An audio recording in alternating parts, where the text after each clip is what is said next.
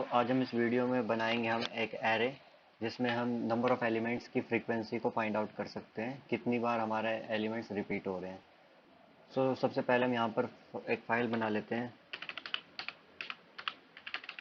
Frequency of elements dot जावा। हमने इसका नाम रखा frequency dot elements dot Java.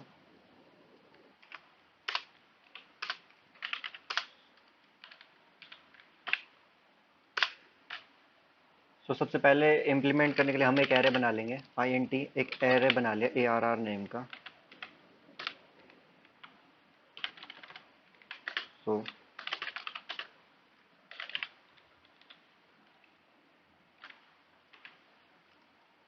And इसको एलिमेंट्स दे देते हैं हम, जैसे हमने दे दिया 1 2 2 3 4 5 5,5,7 और 8। तो यहाँ पे हमने इसको एलिमेंट दे दिए। तो नाउ अब हम एक और एरे बना लेते हैं जिसका नाम हम दे दिया फ्रीक्वेंसी। ये बेसिकली सेकंड एरे यूज किया जाएगा नंबर ऑफ फ्रीक्वेंसीज कितनी बार आई है उनको स्टोर करने के लिए।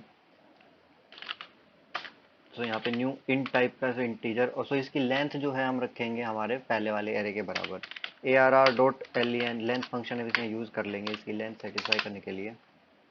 हमने दो एरे बना लिए हमने, ARR नाम के एंड फ्रीक्वेंसी नाम के।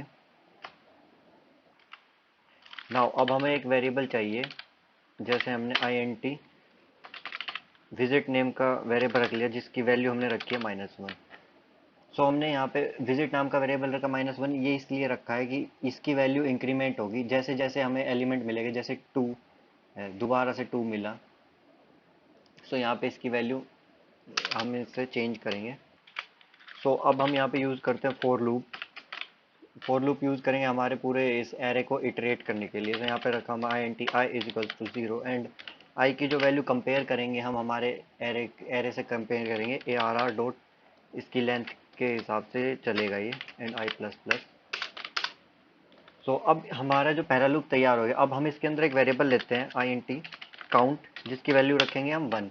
1 क्यों रखेंगे? जितनी बार भी जैसे 1 आया हमारा, ये इसकी वैल्यू है 1 आया, काउंट की वैल्यू 1 रहेगी। एक नेक्स्ट टाइम और 1 आया जैसे हमने, तो हम काउंट की वैल्यू बाद में हम इसे इंक्रीमेंट करेंगे लूप में। हम इसके अंदर एक और लूप यूज करेंगे, नेस्टेड लूप, और यहाँ पे करेंगे इसकी वैल्यू I प्लस 1 एंड यहाँ पर j को इंक्रीमेंट कर देंगे। अब हमारे जो है दो लूप तैयार हो गए।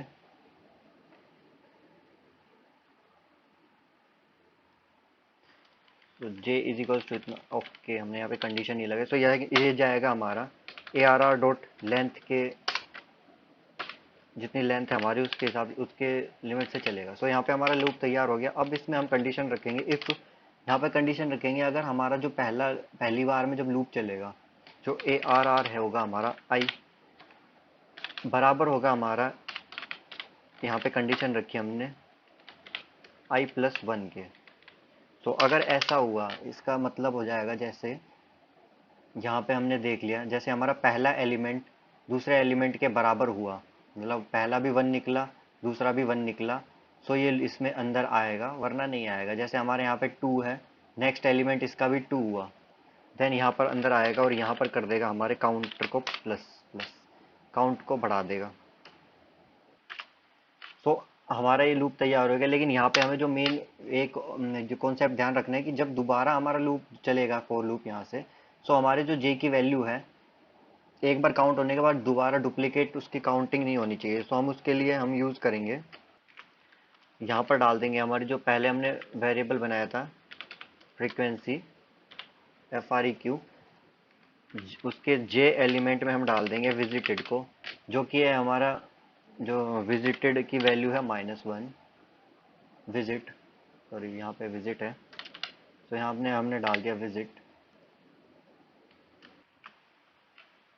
अब हम यहाँ पे लूप को बताना पड़ेगा, यहाँ पे कंडीशन लगाएंगे हम इफ हमारे जो फ्रीक्यू था, हमारे जो ये एरे था I, जो हमारा पहला एलिमेंट था ये, इसमें हम यहाँ पे कंडीशन लगाएंगे नॉट इक्वल टू, अगर ये हमारे विजिट के बराबर नहीं है, मतलब इसमें क्या बोलते हैं, इसमें एलिमेंट है -1 नहीं है, इसका मतलब एलिमेंट मिला है इसमें।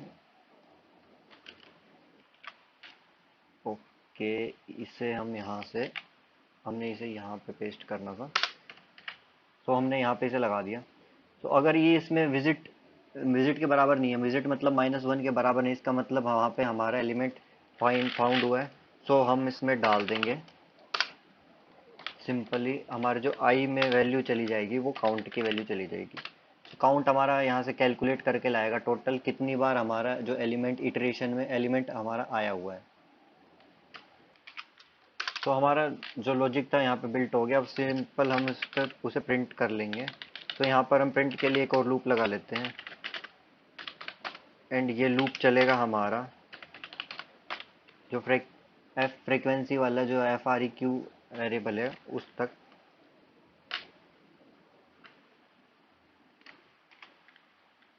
तो हमें इसकी लेंथ चाहिए, डॉट यहाँ पर हम कॉल करेंगे लेंथ फंक्शन को, एंड यहाँ पे कर देंगे इंक्रीमेंट। तो अब हमें यहाँ पे सिर्फ सिंपल हमें यहाँ पे इसका आउटपुट प्रिंट कर लेना है। तो इस सबसे पहले यहाँ पे हम एक कंडीशन लिख देते हैं, इफ़ जो हमारा फ्रिक है एलिमेंट है इसका आई नॉट इक्वल टू विजिट होगा, इसका मतलब हमारे -1 में नहीं है, उसमें कोई ना कोई वैल्यू है। देन ये प्रिंट करेगा हमारे स्टेटमेंट को, उस हर एक एलिमेंट को प्रिंट करेगा जो भी हमने इसमें स्टोर किया है FAQ में। तो यहाँ पे लिख देते हैं एलिमेंट प्लस, यहाँ पे हमारा जो एलिमेंट है, तो हमारा एलिमेंट है ARRI प्लस, एंड यहाँ पे डालते हैं \T फॉर स्केप कुछ टैब्स के लिए। तो यहाँ पे हम डालेंगे एलिमेंट रिपीटेड, सॉरी यहाँ पे स्ट्रिंग में रिपीटेड, एंड यहाँ पर डाल देंगे हम हमारे फ्रीक्वेंसी को FREQ वेरिएबल को आई। सो और अच्छी रिप्रेजेंटेशन दिखाने के लिए हम यहाँ पर एक और लाइन लिख देते हैं, प्रिंट ln। नाउ यहाँ पर हमारा जो है, जैसे डाल दे एलिमेंट, एंड यहाँ पर हम डाल देते हैं फ्रीक्वेंसी। तो अब हम इसे करेंगे रन। तो फाइनली अब करते हैं इसे रन।